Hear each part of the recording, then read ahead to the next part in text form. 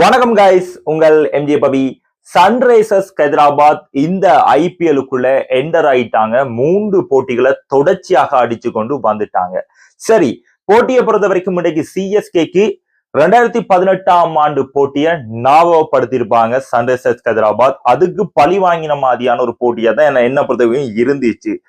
194 ஓட்டங்களை சன்ரைசர்ஸ் அடிக்கிறாங்க. இதுல அபிஷேக் சர்மாவும் கெட்டும் கொடுத்த ஆரம்பத்தை சொதப்பிட்டாங்கன்னு தான் சொல்லணும். சன்ரைசர்ஸ் பின்னுக்கு வந்த துடுப்பாட்ட வீரர்கள், குறிப்பாக 15 போர்டுல அரைச்சதம் அடிச்சிருந்தாரு அபிஷேக் சர்மா. ஹெட் ஒரு 24 ஓட்டங்கள் அடிச்சு அவுட் ஆயிருந்தாரு. இஷான் கிஷான் வந்தோனே ஃபயர் மூட் ஆகி அவுட் ஆகி போயிட்டாரு மனுஷன். அதுக்கு பிறகு வந்த கிளாசன் கொஞ்சம் பொறுமையா விளையாடி ஒரு அரைச்சதத்தை அடிச்சிருந்தாரு. சட்டப்படி அவரும் விளையாடி இருந்தாரு. பின்னுக்கு வந்த நிதிஷ்குமார் ரெட்டியும் அவசரப்பட்டிருந்தாரு. அனிகேக் வர்மா பெருசா சோவிக்கல. சலீர் அரோராவும் அவருடைய வேலையை செய்யல.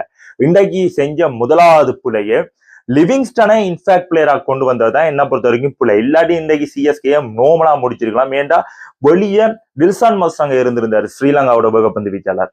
அவர் ட்ரை பண்ணிக்கலாம். இல்லாட்டி இன்னும் ஒரு ஸ்பின்னரை கொண்டு வந்திருக்கலாம். ஏன்னா இவர் வந்து இன்ஃபேக்டா கொண்டு வந்து இவரும் ஒன்றும் செய்யல. மிஞ்சி போனா ஒரு 3-4 ரன் அடிச்சிருந்தாரு நினைக்கிறேன். லிவிங்ஸ்டன் உண்மையா ஒரு ஃபெயிலியர்.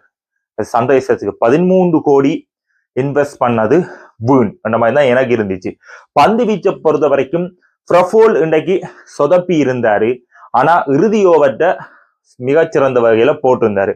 பிரஃபோல் ஒரு பக்கம் இருக்கட்டும், ஆனா ஸ்ரீலங்காவோட வேகப்பந்து வீச்சாளர் இஷான் மலிங்க உண்மைக்குமே ஸ்ரீலங்காவுக்கு எப்படி ஒரு குறுகிய காலத்துல வந்து நேஷனலுக்குள்ள வந்து நேஷனலையும் சோபிச்சாரோ அதே மாதிரியே சன்ரைசர்ஸ் ஹைதராபாத்ல மெயின் போலரை ஆட்டி படைக்கிறாருன்னு தான் சொல்லணும். இன்றைக்கு 3 இலக்குகளும் எடுத்திருந்தால் முக்கியமான இலக்குகள் 3 இலக்குகளும்.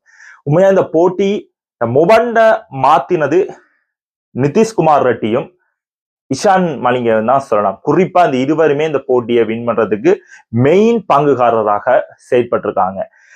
சிஎஸ்கே என்ற ஆட்டம் இதோட முடிஞ்சு ஆயுஷ் மாத்திரை அந்த இன்ஜெக்ட் வந்தா பேசாம போய் இருக்க வேண்டியதான் பெவிலியன்ல. ஏன் நான் ஏதோ மேக்ஸிமம் நினைச்சு கொண்டு 2 இடத்துல இருந்து 6 அடிக்க போற மாதிரி வந்திருந்தாரு. அதுதான் அந்த நொடியே இலக்கு போய்விட்டதுன்னு தான் சொல்லணும். ஒரு அப்ரோச், டீசென்டான அப்ரோச் இல்லாத கிரிக்கெட்டர்ஸ் தான் சொல்லணும். விக்கெட்டுக்கு ஊறிப்பட்ட விக்கெட் அப்பேருந்து நான் வெளியே போயிட்டு கொஞ்சம் ரெஸ்ட் எடுத்துட்டு திருப்பி வந்து விளையாடுறதானே.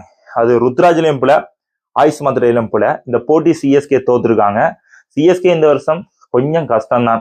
மேல வர்றதும் சரி, கீழே தான் இறங்கி போகணும் சிஎஸ்கே. சரி, இதுல இருந்து வீடியோ முடிக்கலாம். சன்ரைசர்ஸ் ஹைதராபாத் வேற லெவல் கேமை கொடுப்பாங்க. Orange army is fire mode.